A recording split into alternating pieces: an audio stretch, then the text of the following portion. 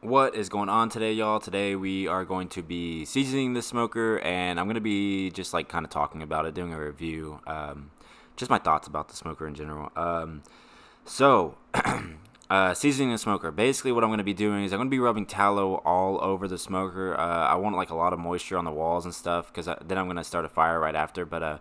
So basically, I'm just rubbing tallow all over the all over the walls. Everything on the inside, I'm rubbing tallow on. You can do it on the outside if you want, but this one's clear coated, so I didn't really need to do that. But if it's not, you can rub tallow on it. Kind of does the same thing. Probably not as good, but so I'm just rubbing tallow on. I want a lot of moisture on the walls. I want to really trap a lot of the smoke that I'm about to hit it with on the walls. I didn't do it on the grates. I didn't do it on anything else really, just the inside of the smoker. Basically, what I'm going to do is I'm going to soak a bunch of wood chips in tallow too. A lot of barky little wood chips that I got at Goldie's just off the ground. And then I'm going to catch those on fire. And that's pretty much it as far as seasoning goes. I would recommend doing this one more time, wiping the walls down before you do your first brisket. And that's going to collect a lot of smoke and really season this pit up really, really nice. So let's kind of get into just the smoker in general. I just kind of want to talk about it. There's going to be a lot of clips and stuff. It might not match up, but I'm going to talk about the smoker in general. The 94-gallon backyard mill-scale smoker is basically a scaled-down version of what I have at Goldie's, which is perfect for me. Perfect for everyone, really. I love these mill-scale smokers. It's a traditional offset.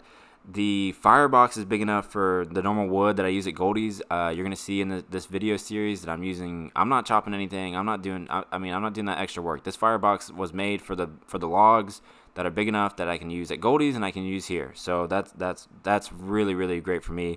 I think it's great for everyone. Really, you don't have to chop wood or whatever. But because I'm gonna have to do a fire management video with those logs, but that will come soon as well. So the cooking grate is 23 by 36. It is big enough for 4 briskets, and I will be doing a video of me cooking 4 briskets on there and kind of show you how that goes. It has a deflector plate at the front. You can kind of see it, but you can kind of use it as a place to put your water pan. You can use it as a plancha to cook some stuff really hot. It also kind of keeps the heat down, and it helps the smoke travel across the grates like very evenly, which is important. For evenness and color and cook-wise, it's very important. I love that little detail. We also have that at Goldie's as well. The smokestack has a damper, which if you follow me on Instagram, I've said before, it is very, very important. I know a lot of people want to say that on the backyard smokers, you want as much airflow as possible, but you already know what's going down on this channel. I do not agree. We are going to be trapping heat and cooking things evenly and quickly and as efficient as possible with that damper. It is important. So, but let's talk about the Firebox. It isn't insulated, which is very important on a backyard smoker as well. You don't want to insulate the Firebox because, with the uninsulated Firebox, you're going to be getting better temperature control, better bark, better color. Everything, and you will see in this video series what I'm talking about. So I'm not just talking. I'm gonna make sure that I follow through with all this disclaimer.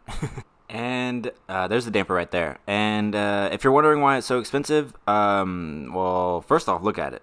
Look how sick it looks. It looks amazing. And second, it's really the craftsmanship and the work that Millscale puts into these smokers. It really makes the resale value the same. You buy it at a certain price and you can sell it for that same price. I am 100% confident that I could sell the 1,000-gallon smokers I have at Goldie's. If I gave it a good clean, I think I could sell it for the exact same price, maybe even more, than I bought it 3 years ago, because they do not break. They are lifetime things. They last forever, obviously, and you can pass it down for generations and generations. It is worth every penny, and that is my personal opinion. I do not get paid to say that. I really don't. So that's it. That's me seasoning it and talking about it and doing a review. And so y'all enjoy. Thank y'all very much for watching.